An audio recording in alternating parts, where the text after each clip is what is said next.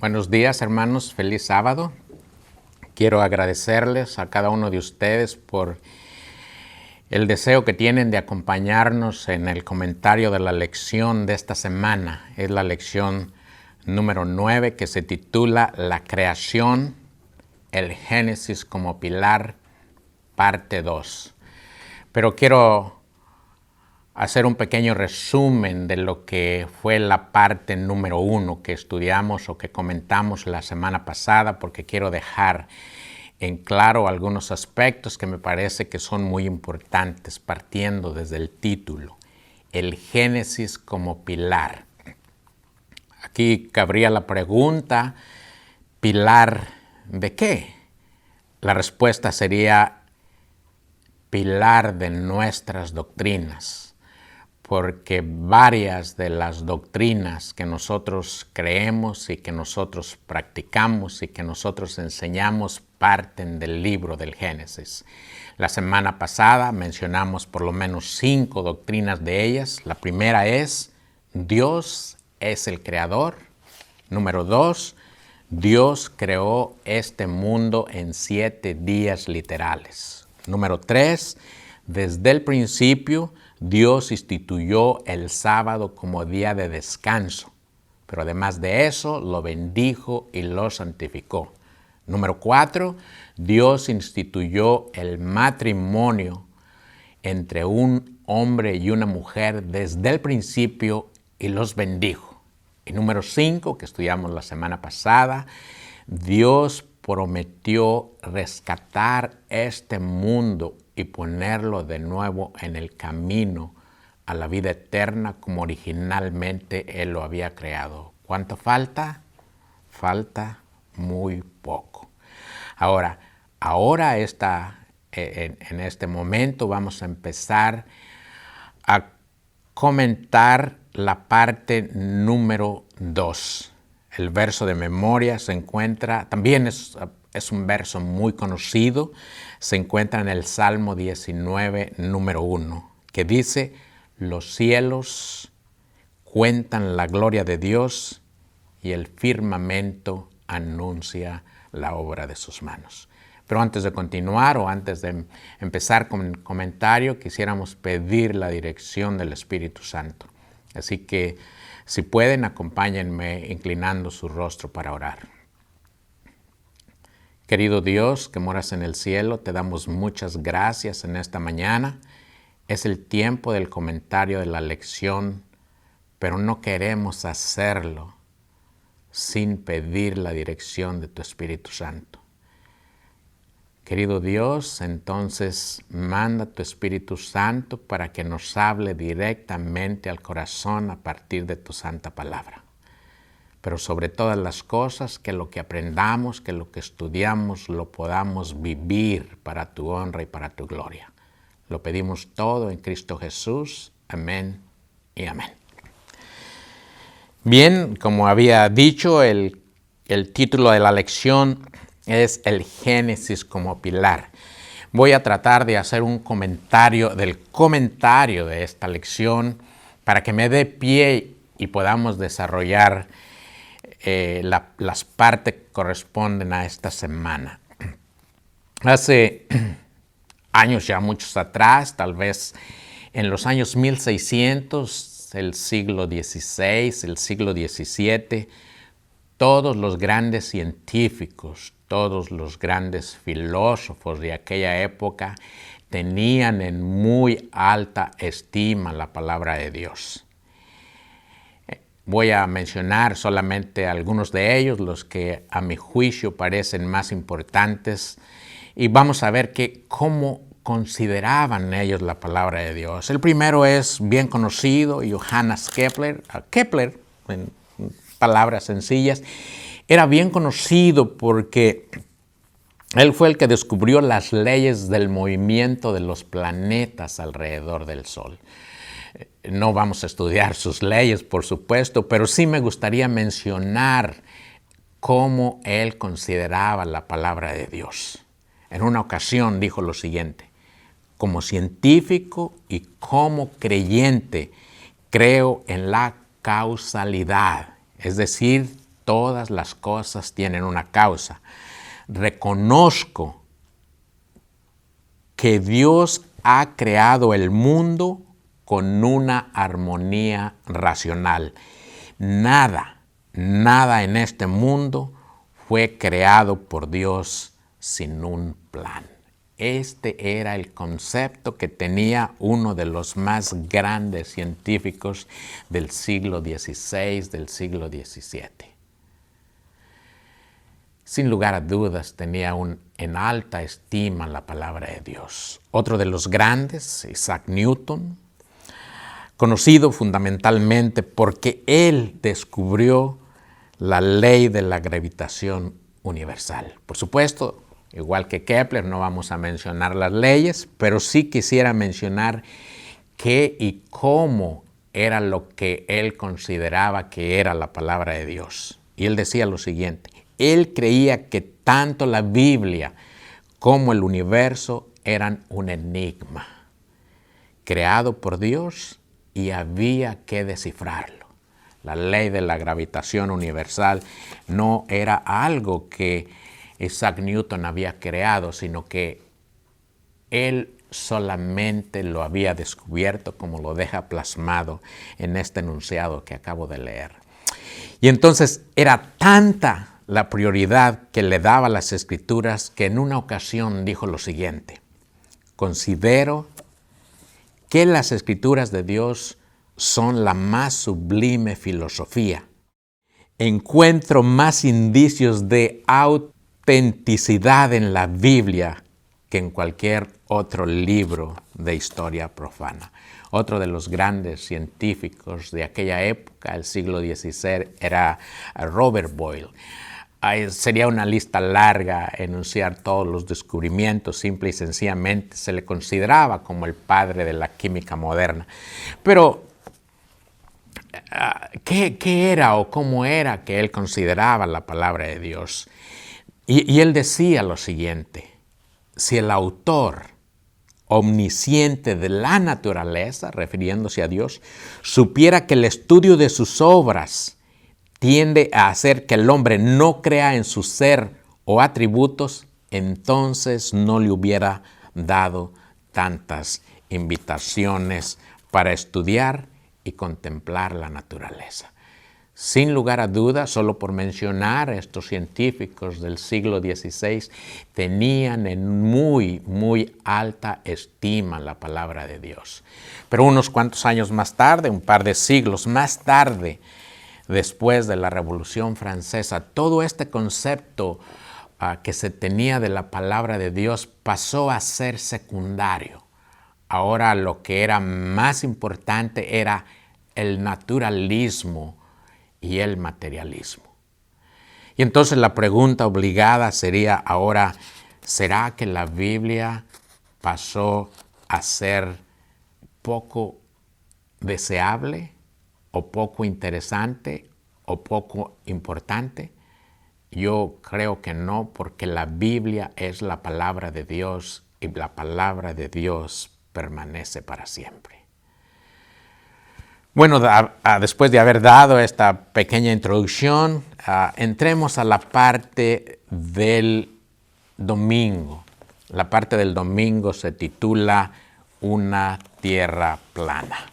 Yo creo que sería mejor si pudiéramos ponerlo a manera de pregunta.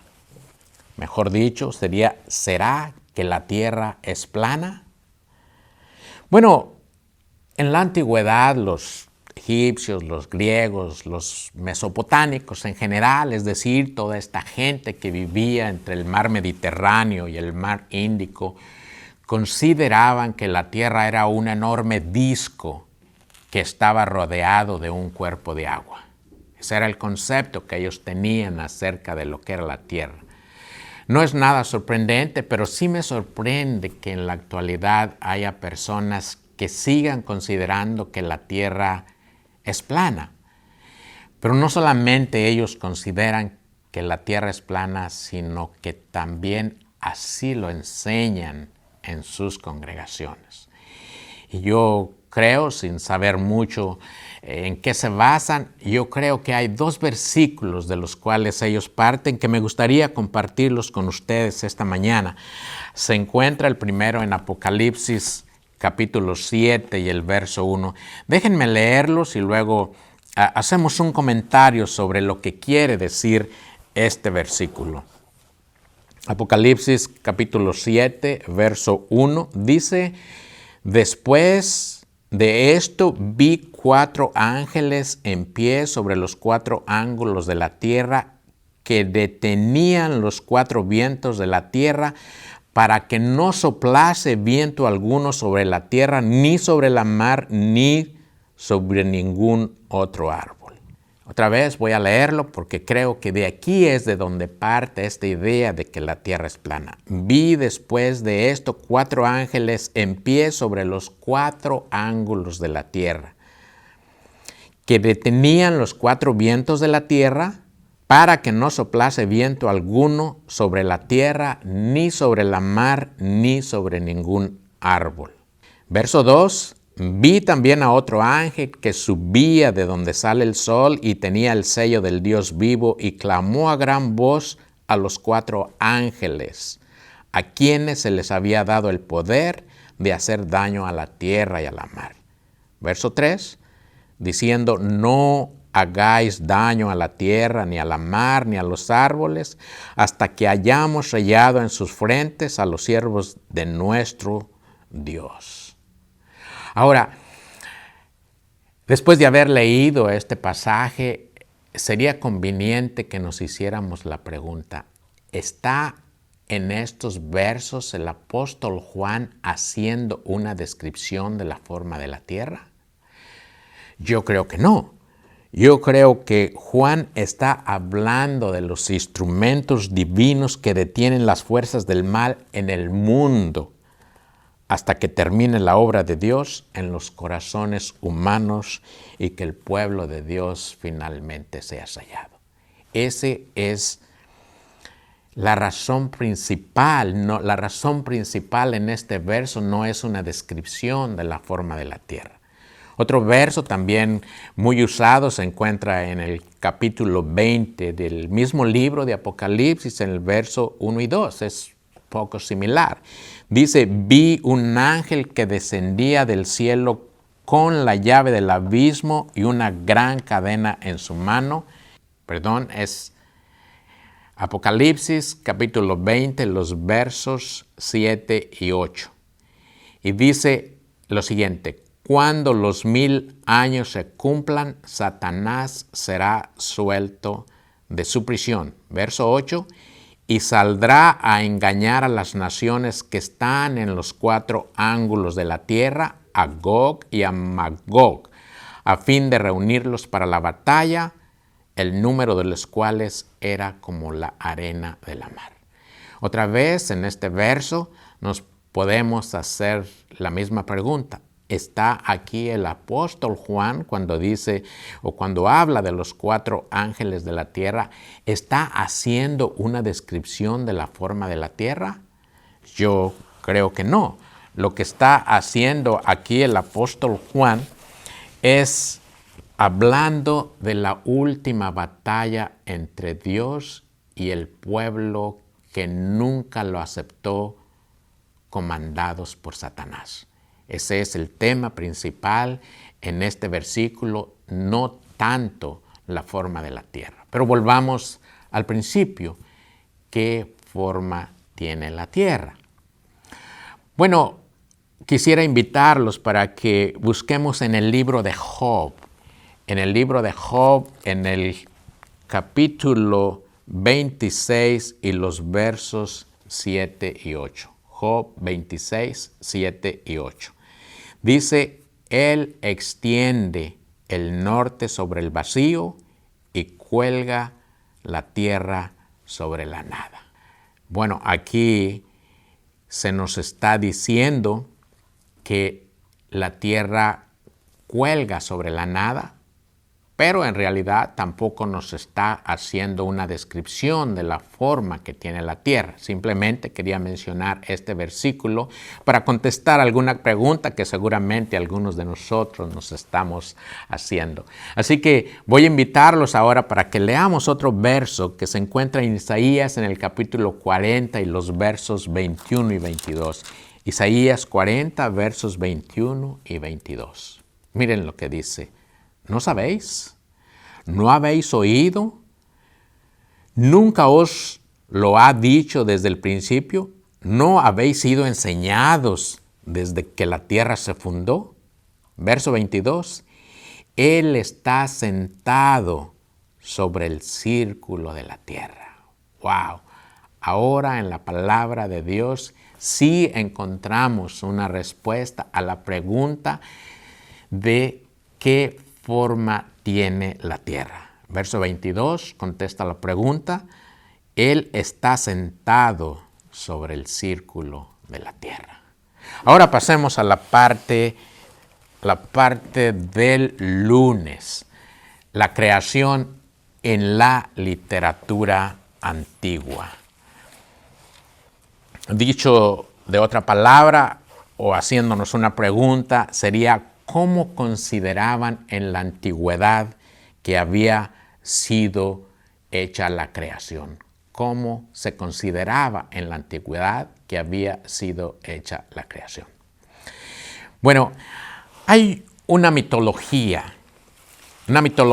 que se llama Atrahasis y está fechada más o menos en el año 1750 antes de Cristo, 1800, 1900. Cuando uno habla de una mitología, la verdad es que la gran mayoría de las veces el tiempo sigue avanzando.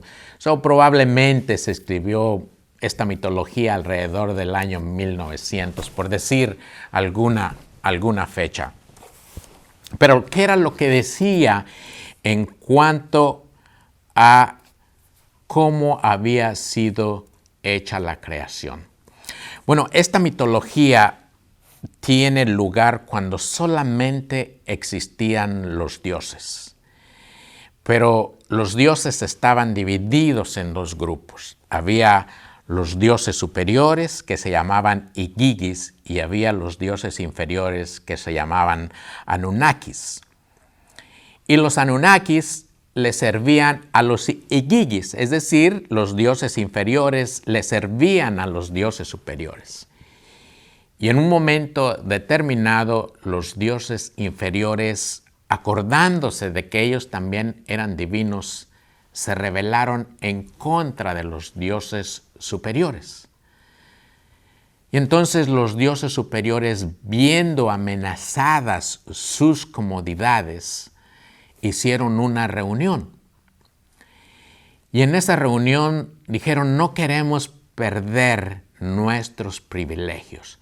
Así que, ¿por qué no creamos alguien que nos sirva? Porque los dioses inferiores ya no nos quieren servir. Acuérdense, es solamente una mitología. Entonces decidieron crear al hombre para que el hombre les sirviera a ellos, para que el hombre llevara sus cargas. Y entonces hicieron un hombre o un mono de barro.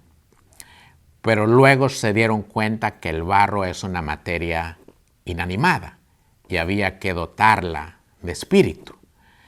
Así que había que mezclar sangre divina con el barro para poder crear un ser viviente. Y entonces había que hacer un sacrificio. ¿Y quién más que sacrificar al líder de la revuelta de los dioses inferiores?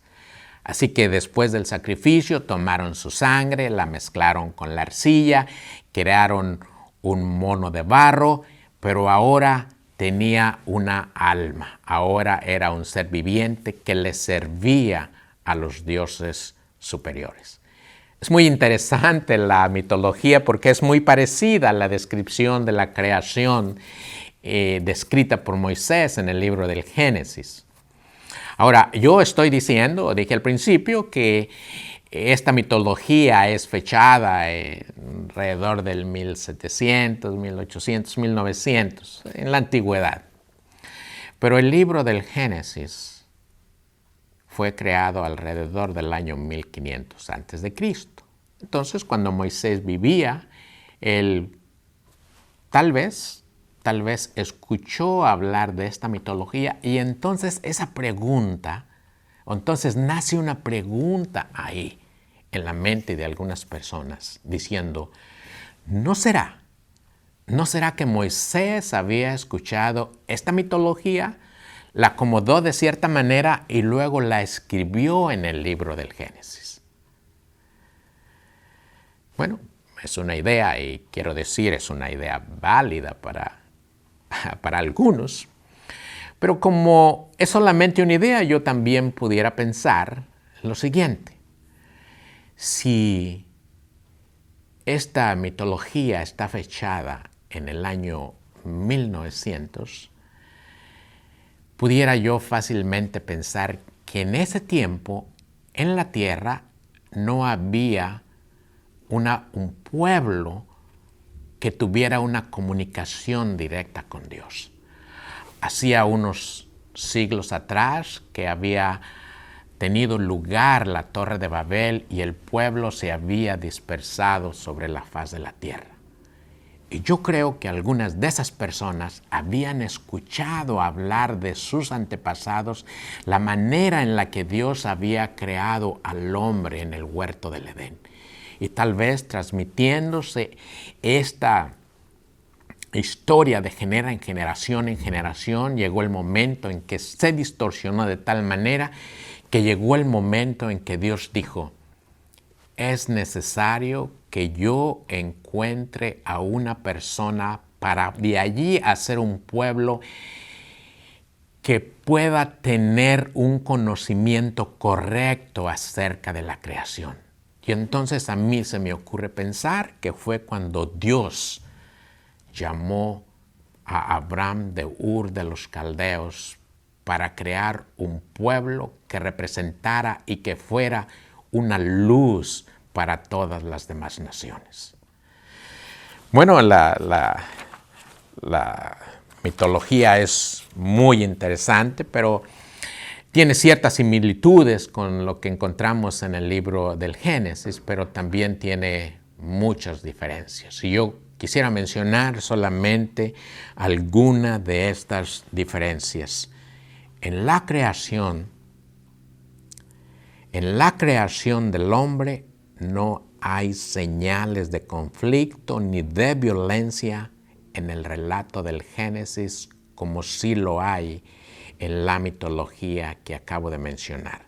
Para ello quiero mencionar, y con esto quiero cerrar la parte del lunes, Primera de Juan 4:8. Primera de Juan 4:8. Primera de Juan 4:8 dice, el que no ama no conoce a Dios, porque Dios es amor. Bueno, ahora pasemos a la parte del martes. La parte del martes se titula El Génesis versus el paganismo. Y quisiera primeramente definir, usamos mucho esta palabra de paganismo, pero muchas veces no sabemos qué es lo que significa. Así que quisiera definir qué es el paganismo para poder saber quién es una persona pagana. Y la definición que encontré viene del diccionario, la pueden encontrar en cualquier diccionario que tengan a la mano. Les recomiendo el diccionario de la Real Academia Española. Paganismo es un conjunto de creencias que no pertenecen ni al cristianismo ni al judaísmo. Entonces, ¿quién podría ser una persona pagana? Bueno, pues una persona pagana, por definición, sería aquella persona que cree en doctrinas que no se encuentran ni en el cristianismo ni en el paganismo. Perdón. Un pagano es aquel que cree y practica doctrinas que no están ni en el cristianismo ni en el judaísmo. O que practica doctrinas contrarias a las doctrinas que encontramos en la Biblia.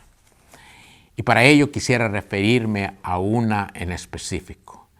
Quisiera, si ustedes me lo permiten, y me acompañan en el libro del Génesis, en el capítulo 1, Génesis 1, y los versos 14 al 19. Básicamente es lo que creó Dios en el cuarto día. Génesis capítulo 1, versos del 14 hasta el 19. Leo y dice, dijo luego, haya lumbreras en la expansión de los cielos para el día, para separar, otra vez.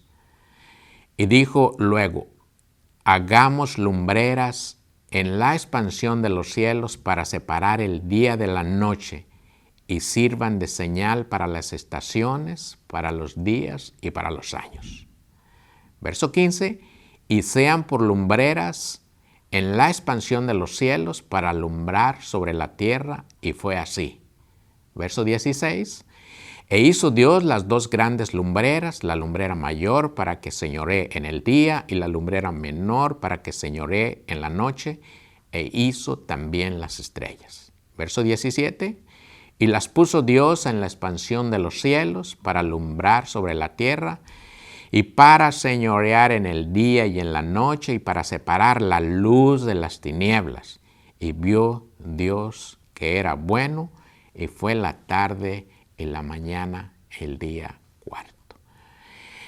En estos versículos que acabo de leer, Dios crea el sol, la luna y las estrellas y da una descripción de la razón por la que Dios crea estas grandes lumbreras.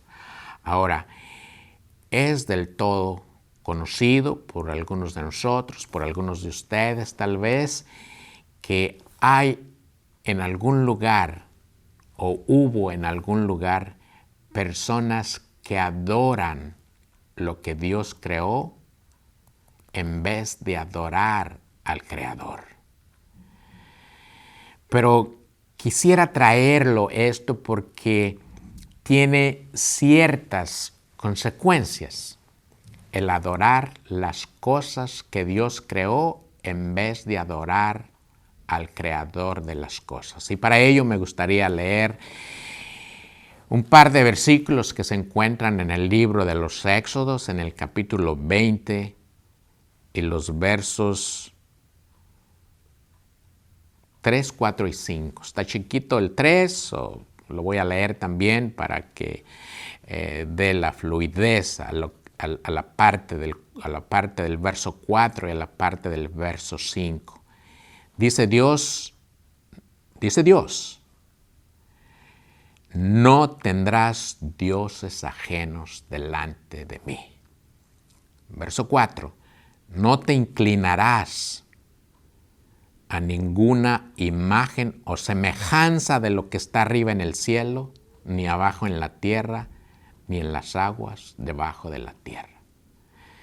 No te inclinarás a ellas, ni las honrarás, porque yo soy Jehová, tu Dios fuerte, celoso, que visito la maldad de los padres sobre los hijos, hasta la tercera y cuarta generación de los que me aborrecen. Es interesante notar que en lo que estaba mencionando yo en la parte del lunes, la mitología, había en cierto modo no una confrontación de ideas, pero una concepción de ideas diametralmente opuestas. diametralmente opuestas entre lo que es una mitología y lo que era en aquel momento la palabra de Dios. Al transcurrir de los años nos hemos encontrado siempre esta confrontación de ideas. Por eso es que no nos debe de extrañar que en estos días, en los días modernos, haya una confrontación entre la filosofía que impera y la palabra de Dios. Creo que es algo que va a existir hasta que Jesús aparezca por segunda vez. La parte del miércoles es una parte también muy interesante. Se titula La creación y el tiempo. Yo creo que Dios en su sapiencia, en su misericordia, dejó una manera establecida en la Biblia para contar el tiempo. Y es una manera muy especial y yo creo que es una manera única, porque esta manera impide que en la línea del tiempo descrita en la Biblia se puedan incrustar otras ideas de tiempo, especialmente aquellas que salen de la arqueología, de los estudios arqueológicos que tratan de incrustarlo en la línea del tiempo que Dios dejó descrita en la Biblia. Y es una manera muy sencilla, los grandes personas o los personajes lo han llamado como cronogenealogías. Y tiene una manera muy especial de contar el tiempo porque es algo que está, la palabra es imbricado, es como que las raíces están entretejidas de tal manera que no se puedan alterar. Voy a hacer un ejemplo y luego voy a leer uno de los versos que se encuentra en el libro de Génesis, en el capítulo 5 y luego en el capítulo 11. Voy a poner un ejemplo de la vida real, voy a poner un caso hipotético. Por ejemplo, Rubén se convirtió en padre de Joaquín cuando tenía 24 años de edad. Y después de que engendró a Joaquín, vivió 50 años más. Y luego se regresa a la historia y retoma ahora la historia de Joaquín. Y vuelve a decir lo mismo. Joaquín se convirtió en padre de Marcos cuando tenía 23 años de edad. Y después de que engendró a Marcos, vivió 45 años más y engendró hijos e hijas. Es básicamente como está descrito en el libro de Génesis, en el capítulo 5, que es básicamente la genealogía de Adán hasta Abraham. Dice lo que acabo de decir, pero quiero leerlo en la Biblia solamente para confirmarlo. Dice, este es el libro de las generaciones de Adán. El día en que creó Dios al hombre, a semejanza de Dios lo hizo. Verso 2, varón y hembra los creó y los bendijo y llamó el nombre de ellos Adán en el día en que fueron creados. Verso 3, eso es lo que más me interesa.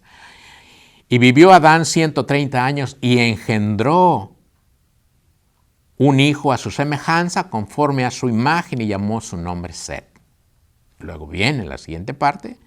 Y fueron los días de Adán después de que engendró a Set, 800 años, y engendró hijas e hijas.